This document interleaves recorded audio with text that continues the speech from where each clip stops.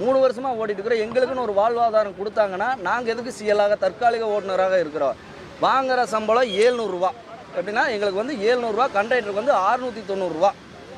அதாவது இன்றைக்கி 12:30 மணிக்கு ஏறினா நைட்டு 10 மணி வரைக்கும் 690 ரூபா கண்டக்டருக்கு, 700 ரூபா டிரைவருக்கு. அதில் பிரேக் டவுன் வண்டின்னு பழுதடிச்சு விட்டால் அது வந்து எவ்வளோ கிலோமீட்டர் கிளாஸ் ஆகுதோ அவ்வளோ வந்து எங்களுக்கு பிடித்தம் பண்ணிடுறாங்க. பிடித்தம் பண்ணாங்கன்னா எங்களுக்கு வந்து அந்த வாழ்வாதாரம் வந்து ஒரு நாளைக்கு 500 ரூபாய்க்கு இந்த காலத்தில் வந்து சம்பளம் வேலை செய்ய முடியும். வாங்கிட்டு போய் வீட்டில் போய் வேலை செய்ய முடியுமா? அரிசி பருப்பெல்லாம் வாங்க முடியுமா? குழந்தை குட்டி இருக்கிறாங்க, சரிங்களா? அது வந்து எங்களுக்கு இந்த சம்பள ஊதியம் வந்து ஜாஸ்தி பண்ணி கொடுக்கணும்.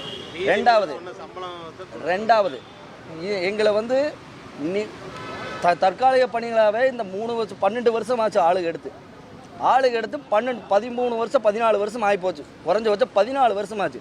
எங்களுக்கு என்ன தகுதி இல்லை. 2010 12 லைசன்ஸ் எடுத்தவங்களுக்கெல்லாம் என்ன வாழ்வாதாரம்? ரொம்ப வருஷமாக நடந்துட்டு இருக்குது. யாருமே சொன்னால் ஐயோ நம்ம பிரான்ச்சிலேருந்து நம்மளை தூக்கிடுவாங்களோ, நம்மளுக்கு லைசன்ஸ் கொடுத்துட்டு போயிடுவாங்களோ, வெளியே அனுப்பிடுவாங்களோ, நம்ம ப்ரைவேட் ஓட்டிகிட்டு இருந்தோம், நம்மளுக்கு ப்ரைவேட் வேண்டாம், நமக்கு அரசாங்க வேலை செய்யலான்ட்டு வந்துக்கிறோம் அப்படின்னு நினச்சி யாருமே அதை வந்து அங்கே இன்ஃபார்ம் பண்ணால் பண்ணிடுறேன் அப்படின்னு ஒரு அச்சத்துலேயே வந்து யாருமே வந்து சொல்கிறதில்ல. செஞ்சிடறாங்கட்டு இறங்குறவங்க வந்து வேலை சொல்லிட்டு போனால் ஏறுனா உனக்கு இதுதான் வேலையா? ஒரு 4-5 பேர் இருக்கிறாங்க. என்ன வண்டி வந்து ரன்னிங்கில் போயிட்டுக்கல, மோட்டார் வந்து என்ன வேணும் நடக்கலாம், வேகம் நிற்காமல் இருக்கலாம், பிரேக் நிற்காமல், லைட் எரியாமல் போல் எது வேணும்னு நடக்கலாம். மோட்டார் நம்ம சொல்ல முடியுமா? இந்த மாதிரி பிரச்சனைகள்லாம் இந்த பிராஞ்சில் இருக்குது. எங்களுக்கு வாழ்வாதாரத்துக்கு